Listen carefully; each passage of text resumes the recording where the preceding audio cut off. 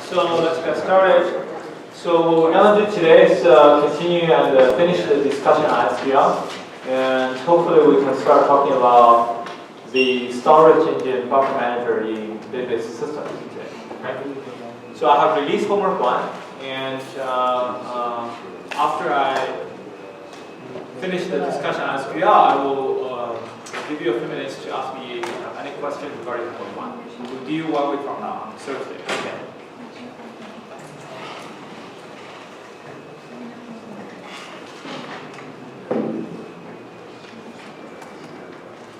We'll talk about all of this. Okay, I think this is where we stopped last time.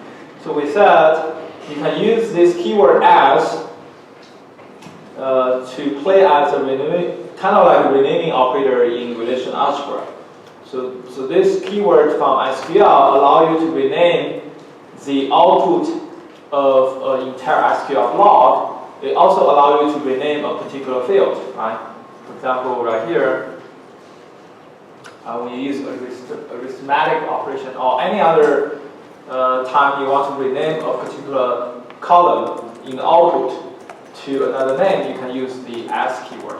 But you can also use this keyword to rename the entire SQL block as what we have done here. If your objective is to find serials reserve both red and green both, and if the underlying database system does not have the intersect keyword implemented, then you can do something like this, where you have a block, SQL block, that find you the reservation made on green color boat, and then you use that as the input to the outer SQL block in the from clause, and to construct the final query, which is to find the serial who reserve both green color boat and red color boat.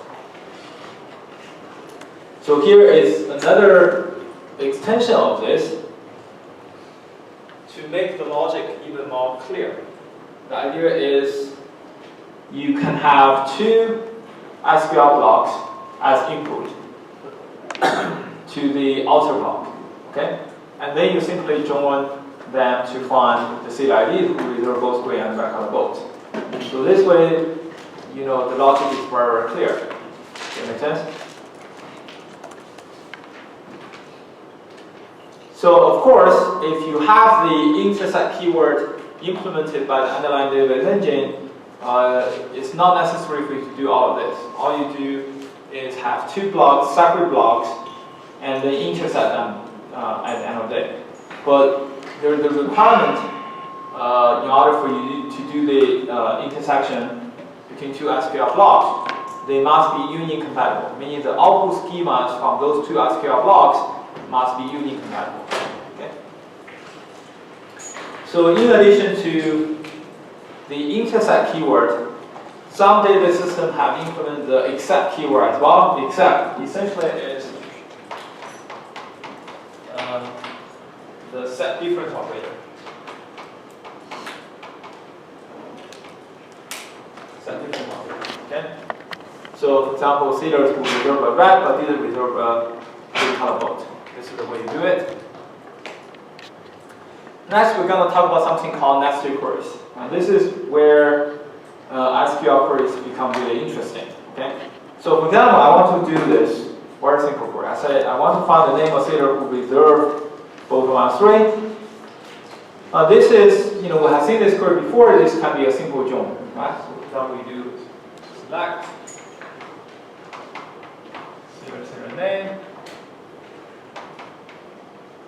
Considers S, and from reserve R, where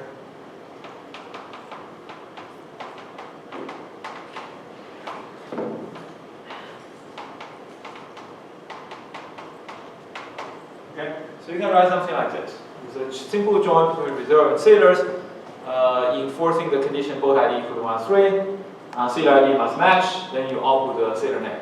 Okay.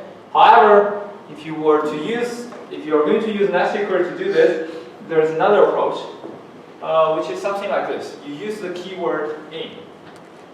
And the semantics for in is as follows.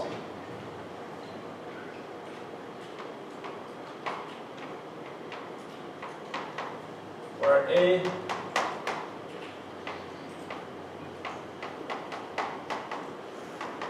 is a multi-set. Means A may potentially have duplicates. And this value to true or false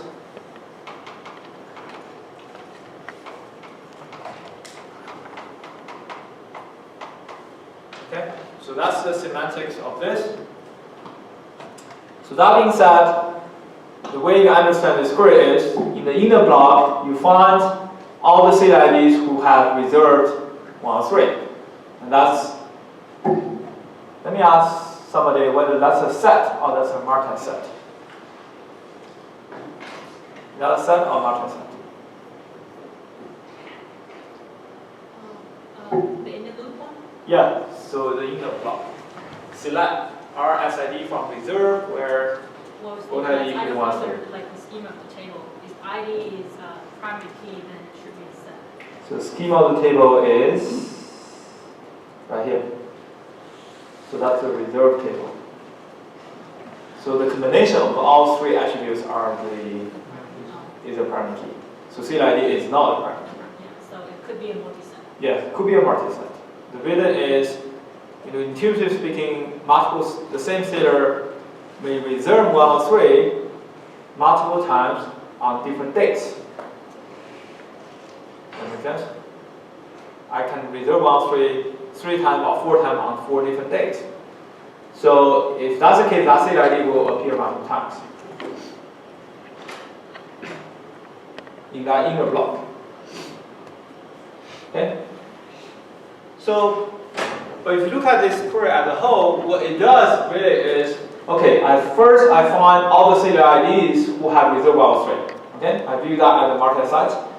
Then I do a loop over the seeders table, and for each record from the seeders table, I check whether its seed ID value appears in that multi-set or not. If it does, obviously it must be a seeder reserved 1 or 3, otherwise you must not have reserved both 1 or 3. Okay? So that being said, the way you understand nested query, at least conceptually, the way you understand a nested query is to view this as a nested for loop. View it as a nested for loop. For each seeder, you do this, then there's an inner block or inner loop, if you call it, which is to find all the seed IDs 1 or 3, reserve 1 or 3. But clearly, just like in compiler,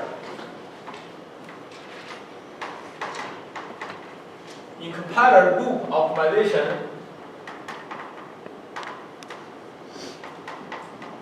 is a big deal, right? Loop optimization is a big deal. In particular, there's something called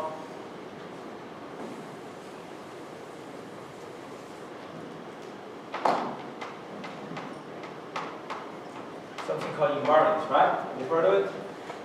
Environment refers to those variables or values do not change their state during the looping process. No matter how many iterations you execute your loop, those environments stay at the same state, meaning they take the same values. If that's the case, one optimization you do in compiler oftentimes is to take those environments out of the loop. Instead of evaluating them every single iteration, you evaluate those environments once for all before you enter into the loop. So that's something goes on here, right? As you can tell. If you truly do this in a looping, nested loop semantic, what happens is for each seeder, you evaluate that inner block, which is finds all the seed ID with a 1 or 3. Then for next seeder, you do the same thing. For next seeder, you do the same thing. This is obviously very expensive. But that inner block actually is an environment. So the underlying database engine, what will do is to execute that inner block first, then just looping through the seeder table. And then instead of executing that inner loop every single time. You have a question over there? I was just wondering, I've sailors was empty, and you took that out, you execute it when it wasn't. Does that make sense? So like, if you were to hoist that out. Oh, you mean whether the database engine will optimize this query by executing that environment first if the sailor table is empty to begin with, right? Yeah.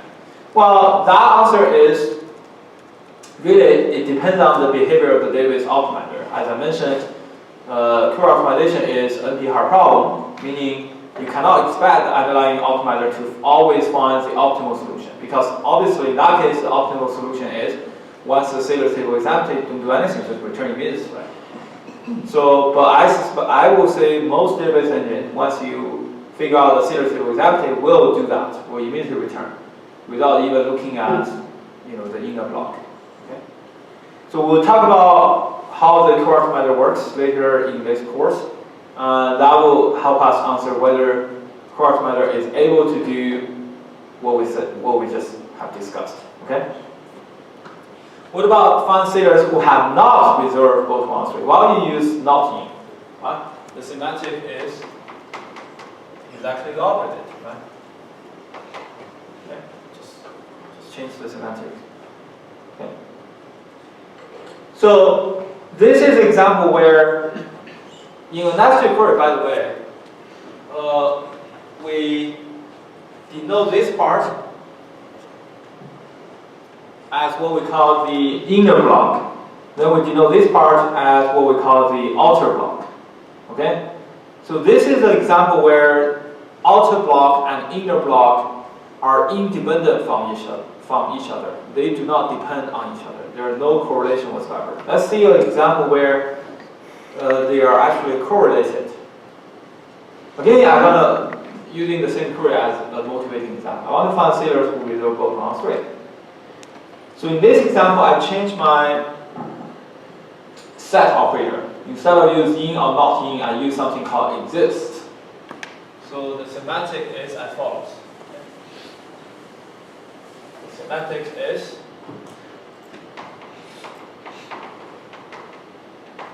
again, this n is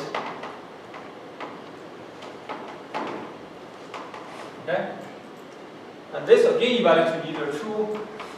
Of course. That's why, by the way, that's why you can use this in a where clause, because where clause expects a Boolean expression.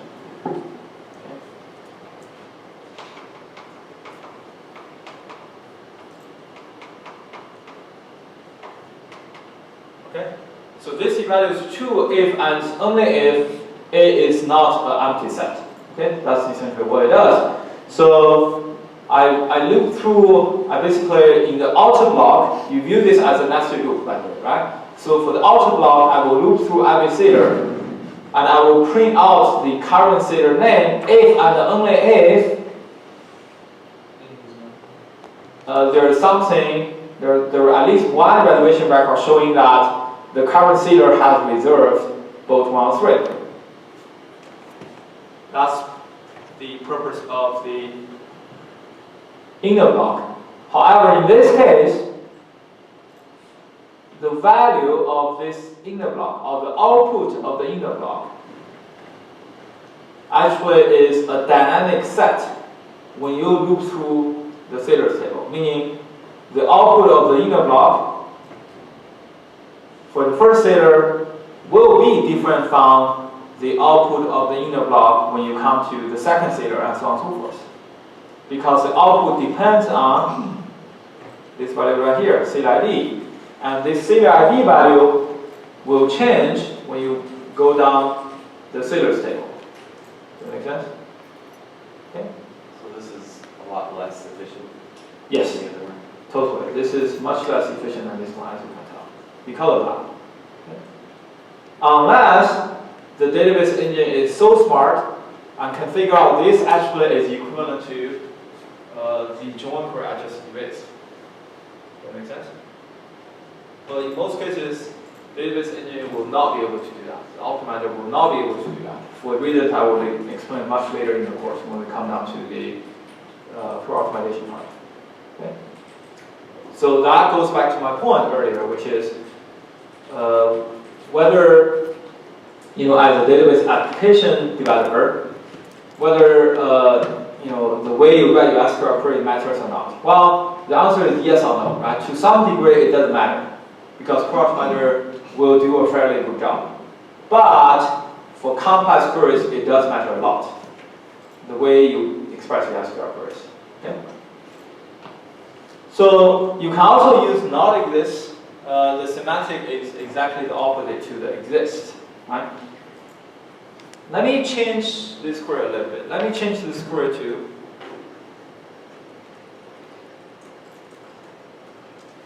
Nick. Okay? And here I'm gonna select this. Can someone tell me now what this query does? Okay? First of all, I need to explain what unique does, right? So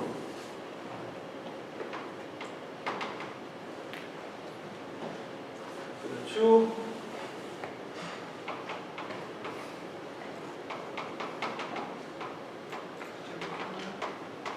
Okay, so that's the semantics.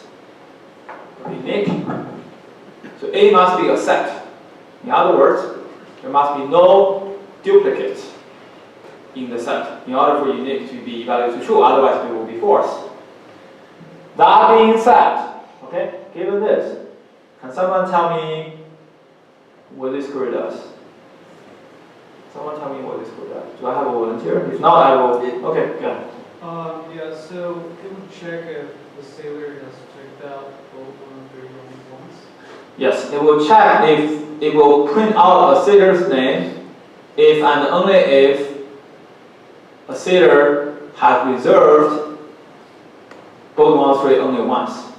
However, there's a trickier issue over there, which is what if the sailor has not reserved 103 at all?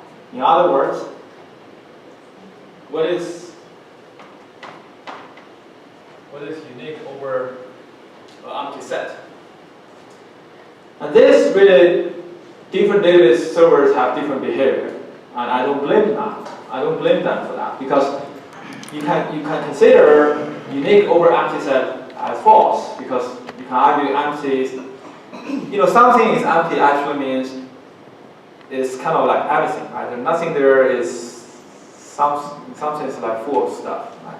So you can argue unique is false over empty set, or unique is true. Depending, really, this becomes a philosophy problem, right? So different database systems have different behavior on this. You just need to do a simple test to figure out what's the behavior of your database system. Suppose unique over empty set is false. Then what this query does is to find out the sailor who reserved both 103 once and only once. If unique over empty set is true, then what this query does is to find those sailors reserve both 103 at most once. That makes sense? There's a subtle difference here.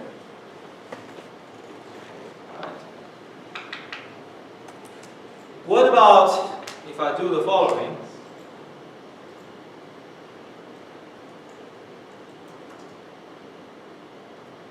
So what this query does?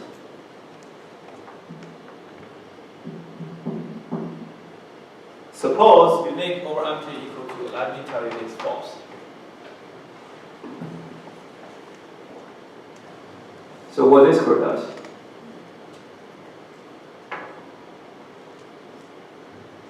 It checks to see if they've reserved any votes Yes. at all. Not any both 103 though. Right. Check whether they have reserved both 103 at least once.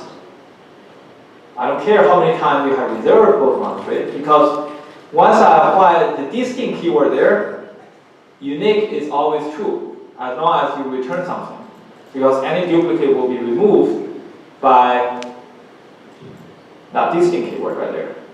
So what's the difference between this and viewing where it exists without? It's the same. It's exactly the same. Okay? And notice that one more thing I want to argue. This particular query, this particular in the block, when you say distinct both ID, because you have a condition where both ID equals 103, you know that the only duplicates you are removing are those duplicate values of 103. cannot be anything else. It's just a matter how many times 103 will show up in the output of this inner block before you apply distinct keyword, before you remove the duplicates. In other words, how many times the Sailor type reserved is float. Okay. So more examples. So there's, in addition to those things we have covered, there are one more set operator, which is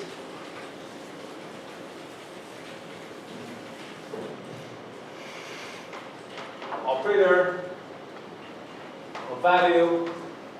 Then here is OR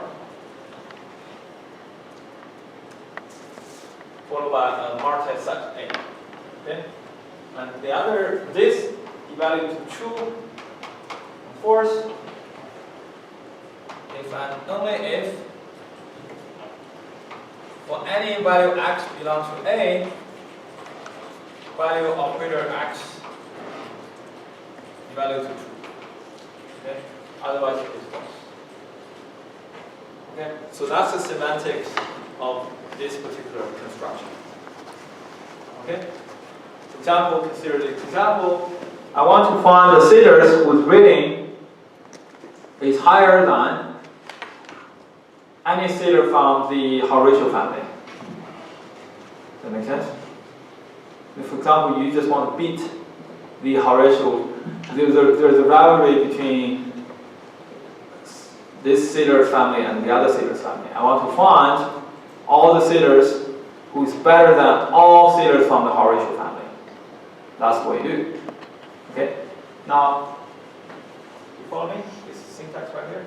There's another operator called any. This is where human language creates ambiguity, right, in my opinion. Because when you say I'm better than any of something, do you mean any one of them or any one of them? You understand what I'm saying? Any one of them or any one of them? Another perfect example of this is I was watching YouTube. I was so bored watching YouTube the other day. You know, this lady was teaching how to speak good English. Right? So I'm not a native speaker, so I try to practice. So a perfect example is I can. Can or cannot. You cannot distinguish this, right? I can. Can you distinguish this? I can't. I cannot distinguish this. I seriously cannot distinguish the difference between the two. Maybe native speakers, you can, I don't know. Right? But that's a perfect example of this. That's why if you look at, when you say all, logically speaking, we are using this mathematical symbol to define this. But funny thing is, if you speak this out, how do you read this symbol? It says for any. Right? But in SQL, the definition, there is an any keyword. But when you do that, it's not really for any. It's really becomes there exists X. So that's the semantics of any. That means there's at least one from that set that makes this expression evaluate to true. So if I change this to, I use any, sorry. So I made a mistake just now, right? So if it is greater than all, then it does what I said earlier. If it's greater than any, what that means is I'm trying to find Sailors whose rating is better than one of Sailors from the Horatio family. Does that make sense? So I misread. I thought I put all there. Actually, I put any. Okay? Does that mean on our resume we can say that we're better programmers than any?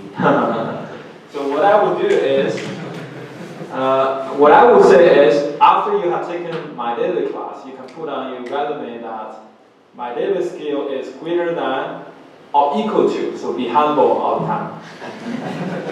Not greater than or equal to. Select star all from, at least from Utah, I think you can claim your database skill is greater than or better than, greater than or equal to anyone in the state of Utah. I think that's a safe plan. If you complete my latest one, okay? Don't put any there. Any there means you're just better than one of someone from the state of Utah, which, you know, I can pick some guy down somewhere on desert, never touch computer. Yes, you can claim you did the skill is better than that person. Bravo. Well, okay. So if you do any and max, would that be equal to all? Well, okay, good question. So what you were saying is, we haven't talked about the aggregation operator yet, but since you asked, I mean, what you are saying is, what is this, right? Yeah. Well, then this is the same as all. Yeah, of course. Okay.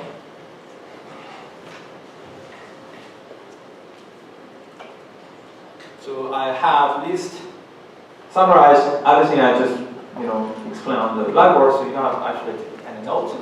So the semantics of all these set operators are here. Okay. Now that being said, earlier I said some keywords, set operators, are not available in some database system. For example, intersect is one such example, may not be available in a database system. But you can actually express those operators using other set operators. For example, you can express intersect using in like this.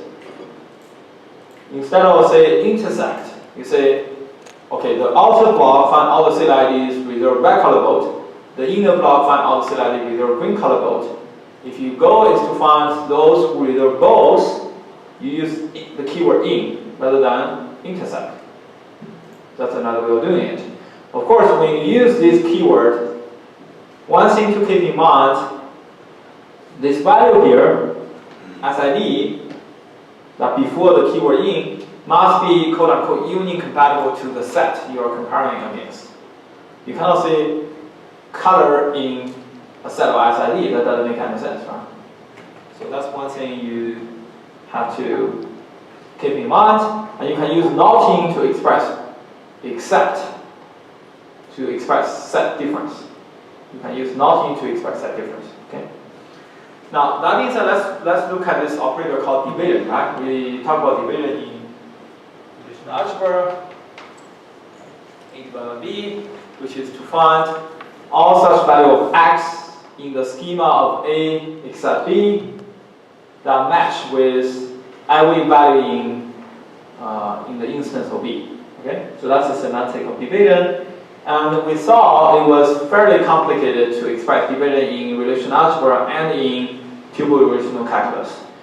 So how can you express this in SPR? Well, the logic is there are two ways of expressing this. I will show you the first way of doing this. Later on, I will show you the second approach.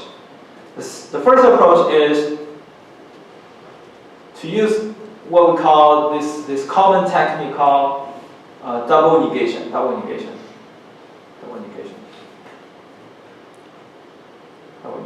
Okay. So for example, here is the way we do this. So you want to find the Sailor who resolve all both, right? So I loop through the Sailor table. I print out a Sailor name, the current Sailor name, such that there are no boat he or she has not reserved.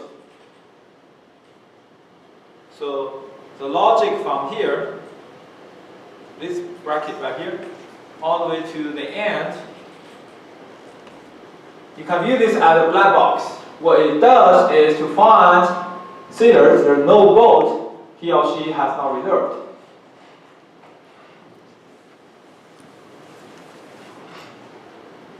So it's kind of like print sailor if sailor small s if there's no B, S has not reserved. Because if there's no boat, S has not reserved,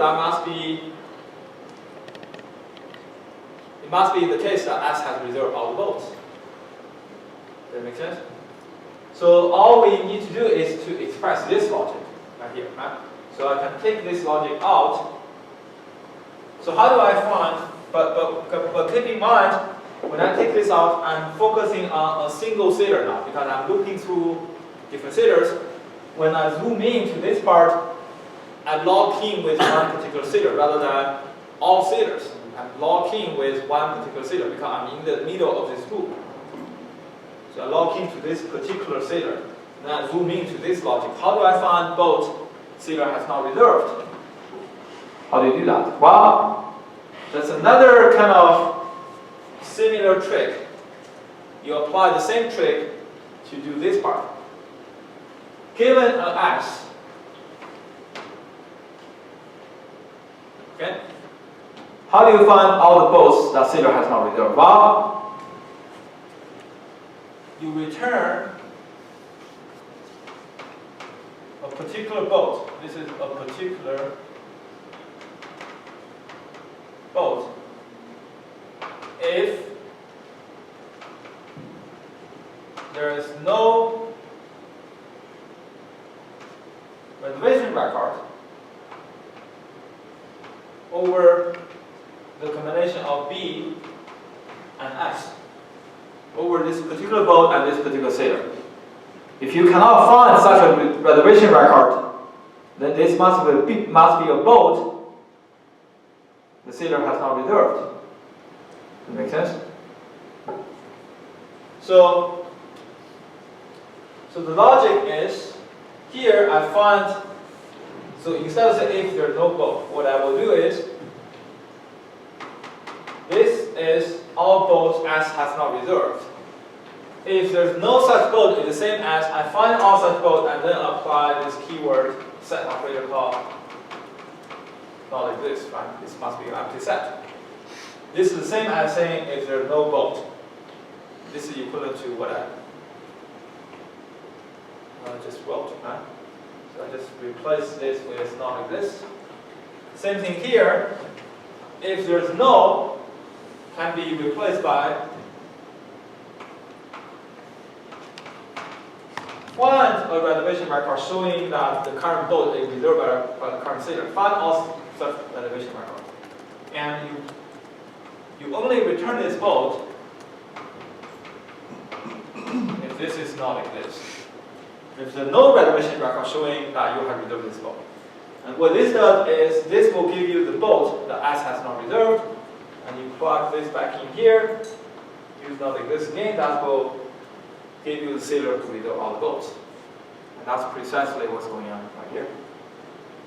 Any question regarding this? No? Can you also do something like comparing the number of Yes, that will be the second approach I will be talking about later on in the slides. Okay? Okay, so that covered the basics of SQL. So those are some basics in SQL. Now let's move on to some more advanced features in SQL. More advanced features in SQL. So first of all, we're going to talk about aggregation operator. She mentioned this earlier actually. What about using max and so on and so forth, right? So there are a bunch of aggregation operators in SQL that you can apply. Count, sum, average, max, mean. One thing to note is you can actually use a distinct operator inside an aggregation operator. For example, I can do count distinct and sum distinct. What's the effect of that? Let me connect to the database.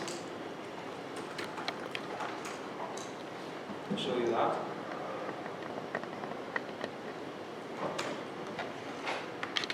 So we're using this particular schema right there.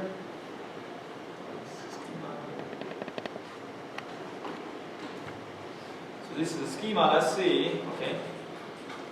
So in the address table, you have city ID, right? That's city ID. So I want to count.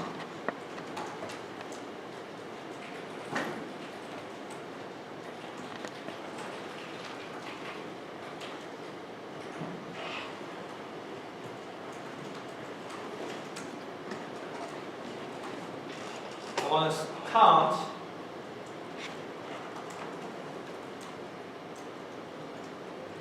from the address table. Basically, I want to count how many cities are there in the address table. Oh, okay. I didn't connect to the. Okay. So the 603 cities in the address table. But if you ask yourself, is that really the distinct number of cities from the address? Because many address, I expect many addresses will share same city ID, right? They are coming from the same city, right? So for example, if you count everything from address, it must be the same, 603. But if I count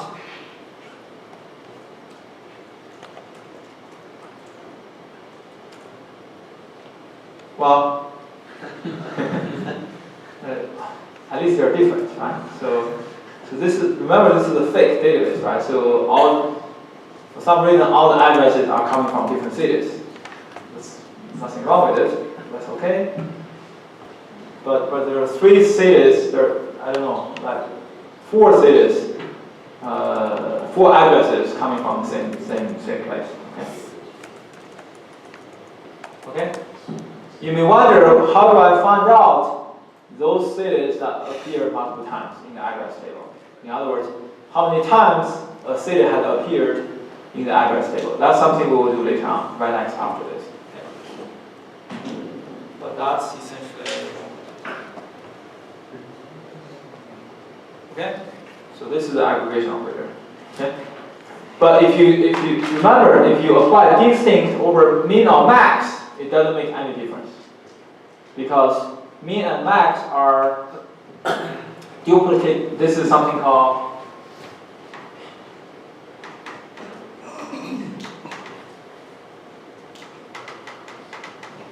duplicate insensitive.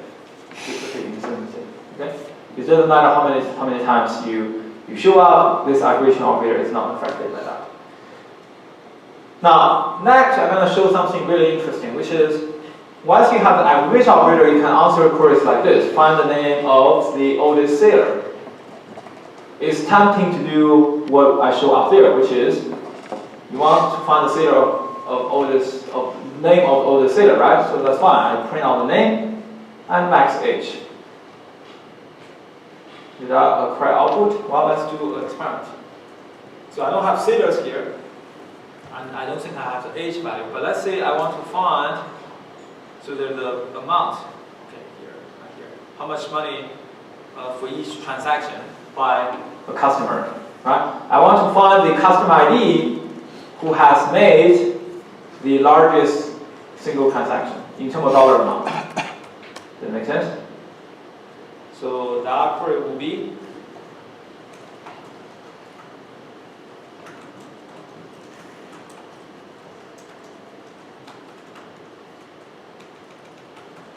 right? Using similar logic as I'm doing right here. Name and max age. Customer ID, max amount. Does that make sense? Yeah? So what do we expect this query to return? So I need to fix my tables. The customer ID.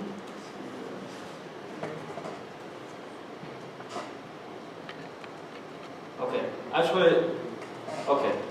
So PostgreSQL is really interesting. It doesn't allow you to even execute this query. So let me switch to MySQL.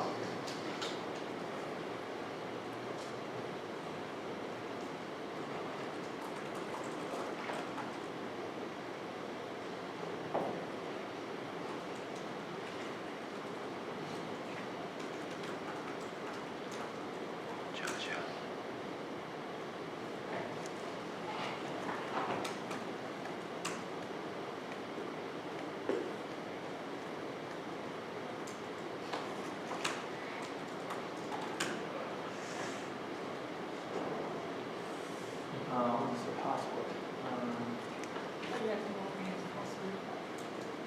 No, it's I need to supply a database ID.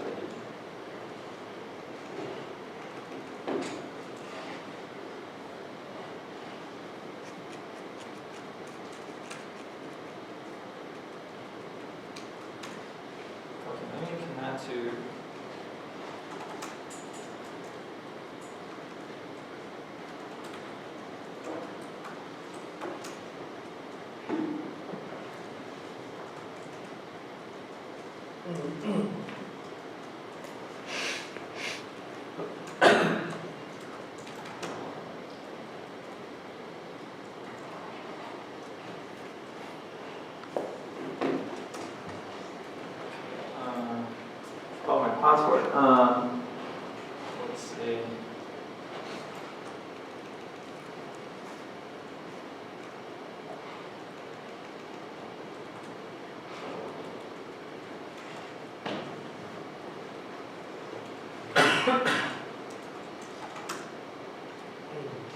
Okay, I have to fix this later on. But the behavior of Postgres SQL will be different from SQL. The reason is different database system will handle this differently. In MySQL, once I fix it, hopefully I can fix it later on in the next slide, in the next lecture I can show you, is that what this query does is to find this value right here, which is aggregation over the entire set, and report the first record it ever encountered from that payment table, whatever the customer ID is.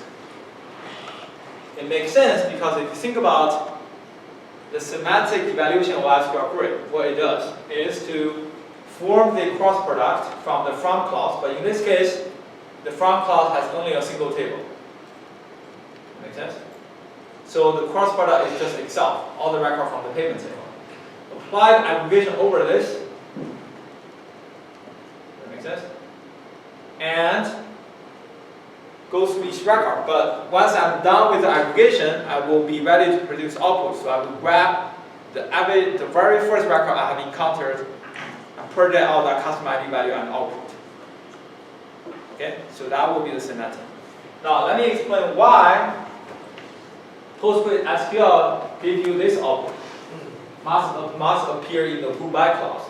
This is because the particular requirement of this syntax of this particular operator called goodbye, which I will explain in the next slide. So then I will come back to explain to you why Postgres SQL will give you an error output like this. Because essentially what happens is it will view whenever you do aggregation in Postgres SQL, it will view this as if you don't supply a goodbye operator, it will simply view the whole thing as a single group and apply a goodbye operator automatically for you over that. Now, what is the correct way of doing this? How do we fix this? Well, the way to fix this is to use nested queries. Okay? The way you do that is you want to find the customer ID who has made the maximum payment ever, right? So you do that from the payment table, and you say where amount equal to max amount on payment.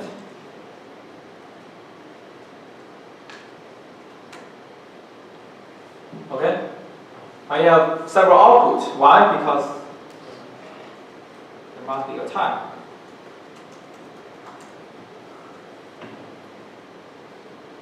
Not really good news for this DVD rental store. The maximum is only $12. All right. Okay. Another way of writing this query will be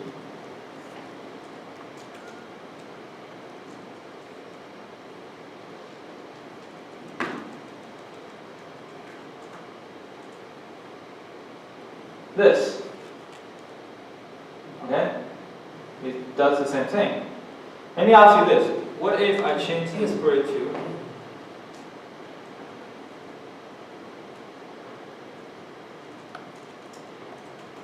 so what will this query do?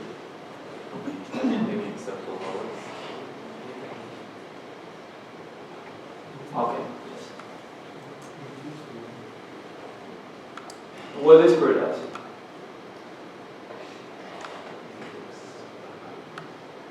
What this query does?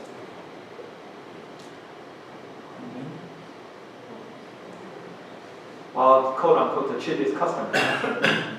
The customer who has made the smallest payment amount. Huh? Any, right? Want to be all except the highest? Oh, that's right. I should do.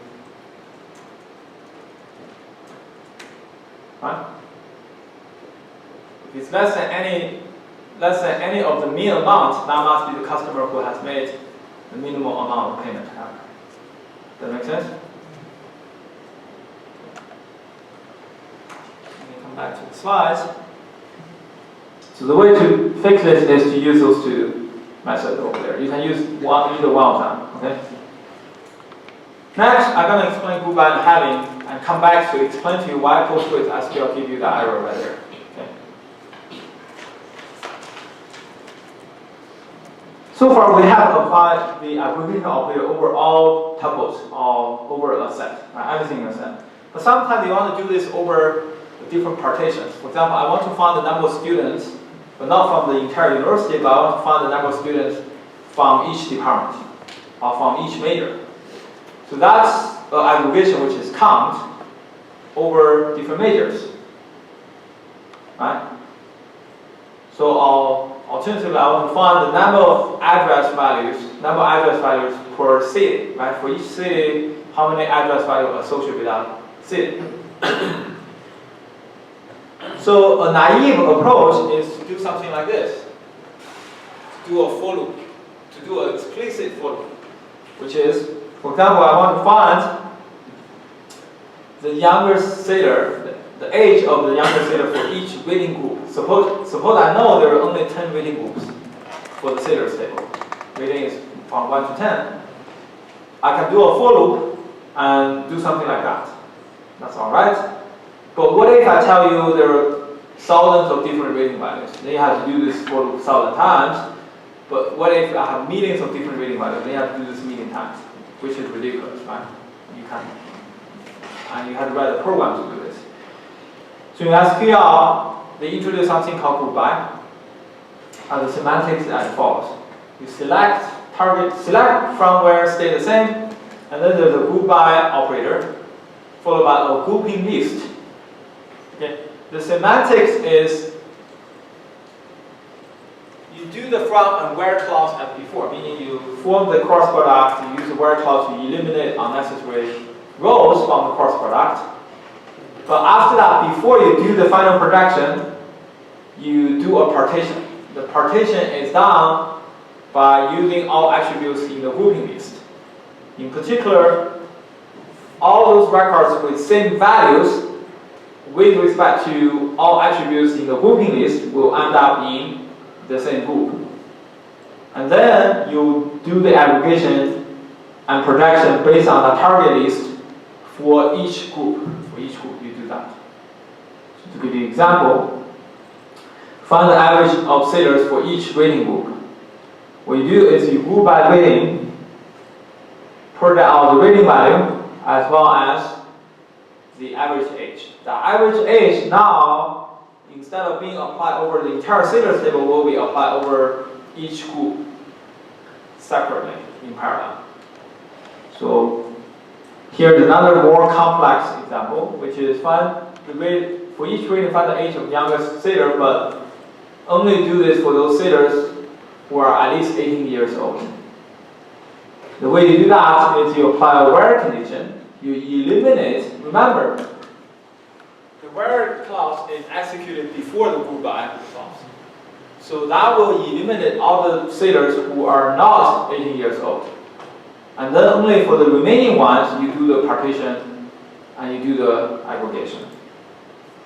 So here is an animation of this. So this is from your cross product. Because there's only a single relation, the cross product is just itself. From here, you eliminate unnecessary columns. This is not really a necessary step, but I run out of space on my slides, and correct compiler will do this anyway. Will eliminate unnecessary columns, right? So that's what you get. And you eliminate unnecessary rows, which is those rows who do not match the where clause condition, which is Zelda. This sailor will be eliminated because it doesn't satisfy the where condition. You follow me? For the remaining records, you apply the partition. By the way, it's already partitioned, right? The record with the same rating value will end up in the same group. So in this case, we have 4 groups: rating 1, rating 7, rating 8, and rating 10. Then for each group, you will do the final projection, which is the rating value as well as the final aggregation. But the aggregation is performed over each group. Does that make sense? Now, once you understand this, I will come back to explain a subtle requirement for group by clause, which says the target list must contain the following: a list of column names or some aggregation operator. In particular, the column name list, meaning anything that's not in an aggregation, must be from your grouping list. Must be from your grouping list. Why is that? Why we have to impose such a requirement? The reason is you think about this grouping, right here. Suppose I do not eliminate the name column. Suppose I do not eliminate the name column. What happened here? What is the name of the two sailors with reading to 7? It's Dustin. It's Dustin and Horatio. Does that make sense? Dustin and Horatio. And suppose you want to print that out.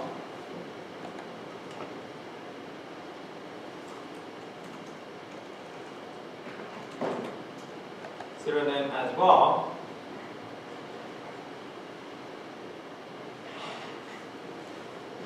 What happens right here? Well, for the final output that represents the rating group 7, you can output 7, that's fine, because all records in that group must have this value equal to 7. That's how they end up in this group. You can output aggregation, no matter how many records there, no matter how different those values are. After you apply aggregation, they become a single output. But for different name values, if you put out the name, which name value I should put out, there's no consistent representation for the group, no matter how you do it. So you cannot do it. Logically, you cannot do this. Does that make sense? So the projection list for a group by query must be a subset of your grouping list. That's a requirement. That being said, now you understand why this query gives us the error message as it does. Does that make sense? Because essentially it views an aggregation as over one interval. When there's no group by clause specified, the underlying semantics is to view this as a single group and you apply aggregation. And if that's the case, there's no way I can find out a consistent value for custom ID to output.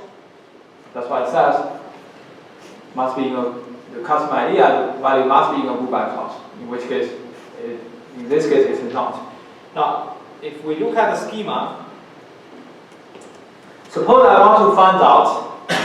Okay, I want to find out what? I want to find out the total amount of payment made by any customer. Does that make sense? Total amount of payments made by any customer. How do I do that? How do I do that query? Well, what I will do is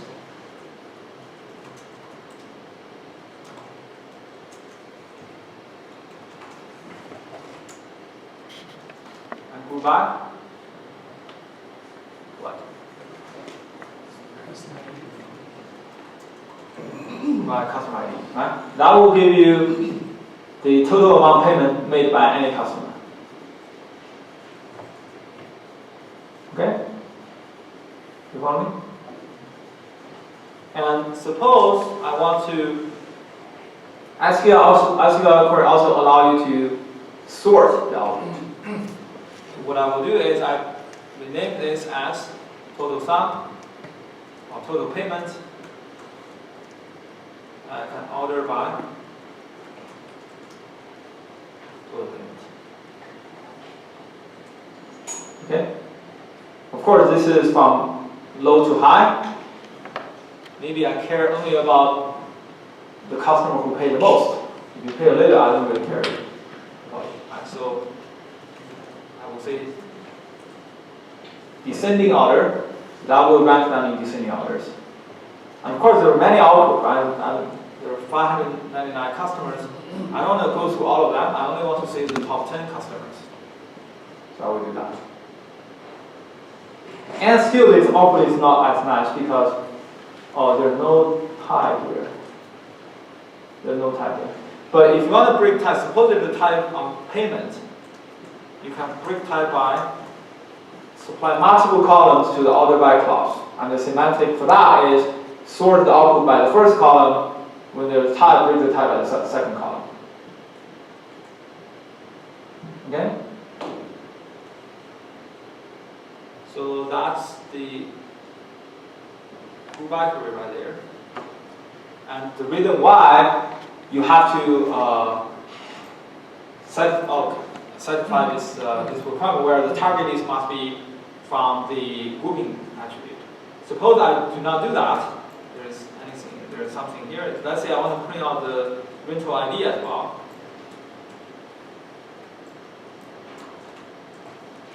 Suppose my query is this.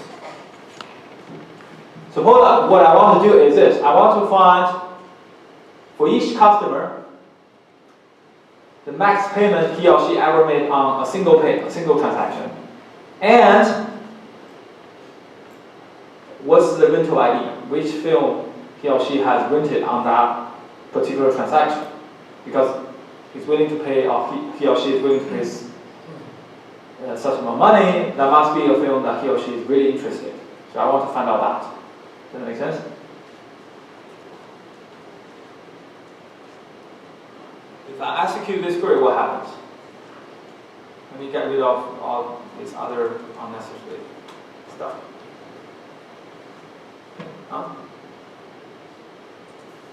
It will give me this error message. Of course, rental ID is not part of your grouping attribute. You say, okay, I can fix this by, that's easy, right? Let me fix this.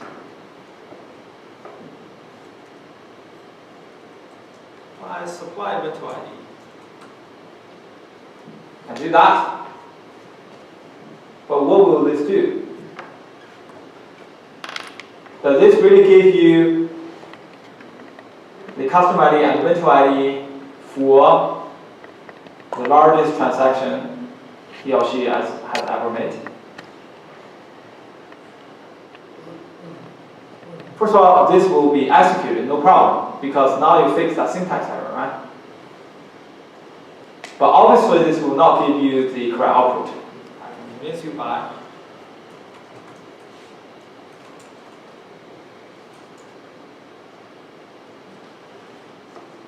clearly that's not right? Because from our requirements, one way to check whether it's right or not is there should be at most one output per customer, because I'm looking for the max transaction you ever made. It can be only one, maybe multiple, because there may be a tie, but you cannot have customer 599 appear multiple times when there's $2.99 and 99 cents and so on and so forth. That obviously is something obviously wrong. Does that make sense? Why it is wrong? The reason is you are looking at all possible combinations, right, of customer ID and rental ID. For each such combination, you find the max and you output. You are not really finding the max over all transactions made by a customer. So how would you solve this problem? How do you do the query we want? How do you do the query we want?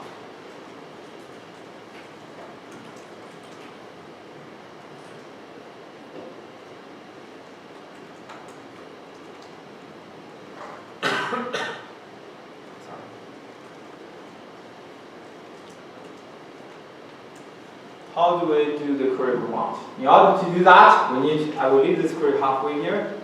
We need to continue on the slide right here. Now we'll skip this. You need something called the having clause. So remember, the where clause is to check conditions over every single record, but before you do the grouping. Sometimes you need to check condition after you have done the grouping, after you have done the partition. For example, print out the number of students for each major, for each department, but only do this for those departments with more than 100 students. A small department, I don't care. Don't print them out. You cannot do this checking of more than 100 students before you do the grouping using the where clause, because where clause is executed before you do the grouping. This is a condition you can only check after you have done the grouping. And that's something called the having clause. So the idea is group by and having, and the condition in the having clause is only checked after you have done the partition, and is checked per group. For each group, you check this having clause. For the very same reason as I explained before for the target list, the attributes you use to express condition in the having clause must be either an aggregation attribute or an attribute from the grouping list itself. The reason for that is this is a condition you check at the group level. So everything there must have a consistent value for that group. That can only be either an aggregation or a grouping attribute itself. If you group by rating, you say having name equal to something, doesn't make sense. For the same rating group, I may have 10 different name values. What do you mean by having name equal to this? It doesn't make any sense. So it only makes sense to put either grouping attribute or aggregation attribute as part of your having clause. You follow me? That being said, let's come back to this query. How do I find the custom ID? And I want to find the rental ID. For the transaction, the largest transaction he or she made. The way I do that is group by this and having amount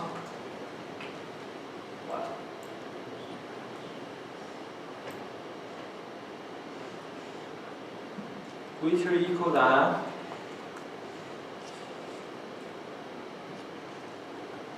all of his or her transactions, which is select amount from payment again, where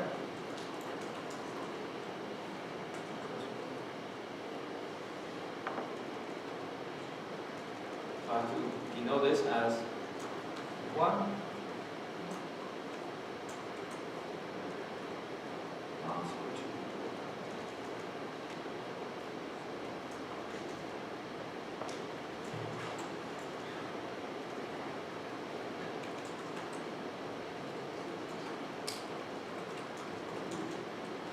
Okay?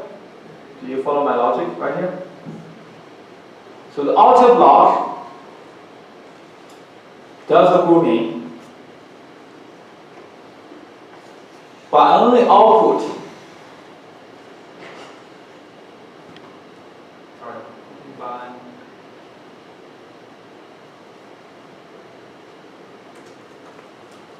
okay, I will fix it. Okay. Yes, I do the grouping by custom ID and rental ID, but I only output a group if the amount from that transaction is actually the max. But the max is over customer, not over the combination of customer and rental ID. That's why in the inner block, I select all customers that equal to the current customer from that group. You follow me? And make sure the amount must be greater or equal than all of them. By the way, if you look at this having clause, in the having clause,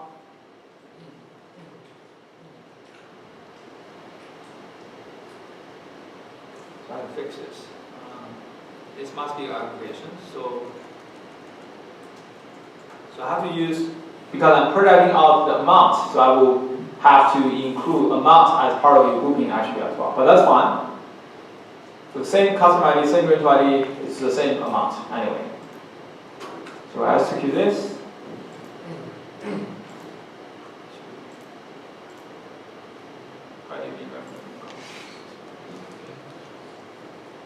Okay, I should distinguish that.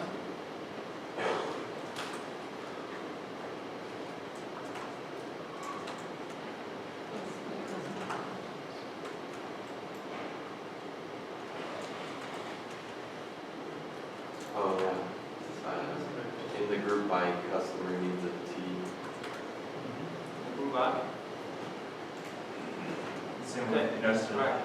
let me just make this very explicitly clear. I don't have to qualify all these attributes, but just in case.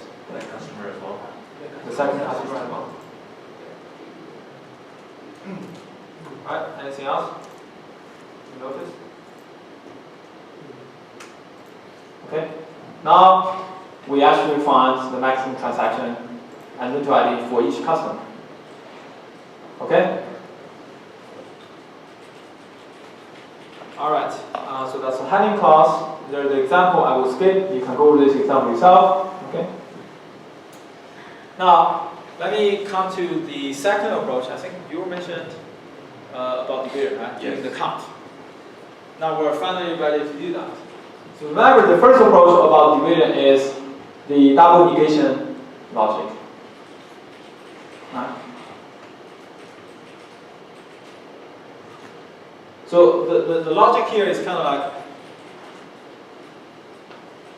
if it's not too cold, if it's not too hot, let me see. If it's not too hot, I will not play soccer. What does that mean? That means you only play soccer when it is hot. So that's kind of the logic right here. It's kind of, yeah, it works, but it does take some, turns to understand this. So another more direct approach to division is to use group by and having. The idea is essentially what was proposed earlier, using the count approach. Somebody who has reserved all votes must be this person where the total number of reservations made by the person equal to the total number of votes. However, there's a catch. The same person might have made a reservation on the same votes multiple times, so that the two counts still match, yet he or she has not really reserved all the votes. But we can use these things to help us get rid of duplicates in aggregates, in aggregation.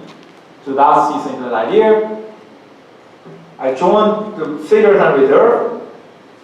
The reason I want to do this join is because you need to put out the setter name, which is only available in the setters table. And you group by setter name and setter ID. And you say, I only output the setter name for the group where the distinct count on the both ID, which is resulted from the cross product between the join between setter and reserve, which is essentially, if you think about each group, what does each group have? Well, each group essentially has all the reservation records made by that setter. However, those reservations might be over the same votes. That's why I need to remove the duplicate vote ID values in my count. So having distinct count on vote ID equal to the total number of counts from the votes. If that's the case, this setter must have reserved all votes. You follow me? Okay, so that's the query right here. The reason, by the way, you have to include name in the grouping there is to make sure you can put that out setter name in the end of the day. Otherwise, they will complain that that attribute is not in the grouping list.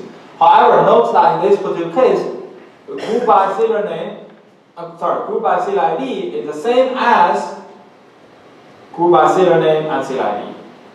Why is that? Why group by setter ID is the same as group by setter name and setter ID?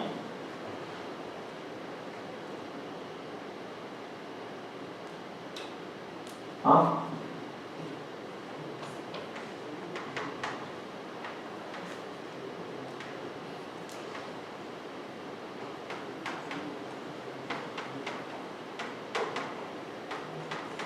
Why?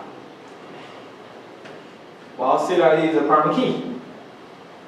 As soon as you have the same setter ID value, setter name value must be the same. So any two records T1, T2 are going to here, meaning their setter ID value are the same, must have the same setter name value guaranteed. Right? So adding some attributes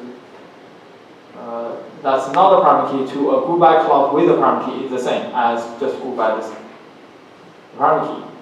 So this is just a minor fix syntax fix to allow us to pass the grammar checking by SQL so that we can print out the sailor name. Okay, so there is the illustration of this. I will skip this. You can look at this yourself.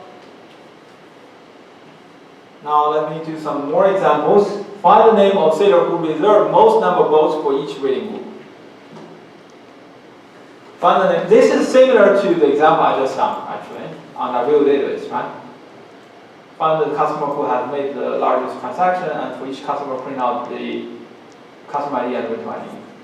Find the name of sailor who reserved most number of votes for each reading group. The way you do this is the following. There are multiple ways of doing this. So one approach would be in the inner block, in the outer block, okay, I do a join between sailors and reserve, group by sailor name and sailor ID, and I say having the count over both. By the way, here you do not do distinct vote because I'm looking for customer sailor who made most number of reservations. Not so reserving the same vote multiple times is okay. It should be counted multiple times as different reservations. Do you follow me? And this count must be the max number of count from his or her rating group. Do you follow me? So I say count must equal to the max of this thing, which is in the innermost block. In the innermost block, what I'm doing is, again, I'm grouping by sailor ID. I find the number of reservations made by each sailor, but I only do this for those sailors who have the same rating value as the sailor from the current group in the outermost block. Remember, you are in the heading clause right now. So this s.rating refers to the rating value from the current sailor in the current group. What this block gives us is, for each sailor with the same rating value as the current sailor, the number of reservations made by that sailor. But this is a set. So I use another query to find the max out of this set. And I say the count must equal to the max. If that's the case, I can output you. So you must be the sailor who has made the maximum number of reservations for that rating group. So that's the logic of this query right here. Another way to write this query, to simplify this a little bit, instead of doing a select clause to find the max, you may wonder, what about if I just do this? I remove this. Some of you might wonder about this, right? Would that work? That will not work because that will apply max over each sailor by itself, so it does nothing. Max must be applied over a set, so that's why you need to enclose that with another select clause. However, you can fix that by using this, greater equal than else, so that you don't have to insert another as select from clause in between the two. Okay? So that's another way of doing this. There's some discussion. I will skip so this I will ask you to read yourself, insert and delete and update, because this is fairly easy to understand. So you can go over this slide yourself. I will skip them. Now I will discuss something called null values. So in relational database, sometimes when you insert a new record, you don't specify values for all attributes, and there's no default expression for that as well. Then what's the value for that column? Well, the database engine will take a default value as null for that column. Null means there's no value specified.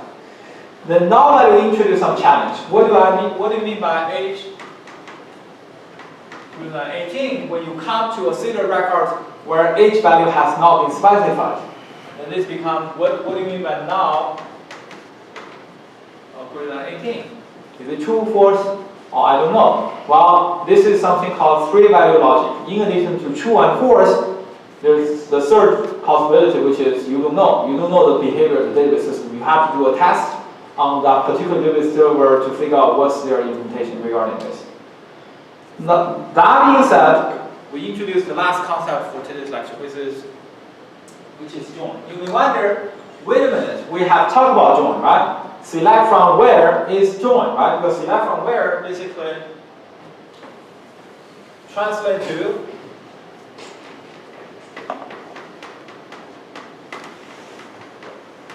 This is your from, and this is your where. Okay? And this basically translates to, let's consider there's two tables. And this is the same from relational algebra point of view, same as Theta join with condition C over these two tables, right? So the basic select from where clause is a join already. What do you mean by a join operator? Well, for two reasons people include the join operator. One is join is so important, so they define a specific keyword for it. Secondly, to cater for the case when you have null values. I will explain that in a minute. This is a regular expression syntax. Remember, vertical bar means alternative, square bracket means optional. So what are some possible constructs out of this syntax? Well, from table name 1, inner join table name 2, or table name 1, left outer join table name 2, or right outer join table name 2, or full outer join table name 2. Those are all the possible outputs from this syntax. Inner join is the same as select from where clause. When you say inner join on this condition, this is the same as select from sailors, comma reserve, where CLID equals to CLID. So inner join is nothing special. It's the same as before. In some data systems, they also implement the keyword called natural join. In that case, you can even ignore the on condition because it will automatically figure out equality condition on common attributes, as we discussed for relational algebra. So here is the inner join example. It's the same as select from where. Okay, inner join is simple. But outer join is what's interesting. So for the same query, what will be the output if I change inner join to, let's say, left outer join? This is useful when you want to produce in the final output not only those records match your join condition, but also those who do not.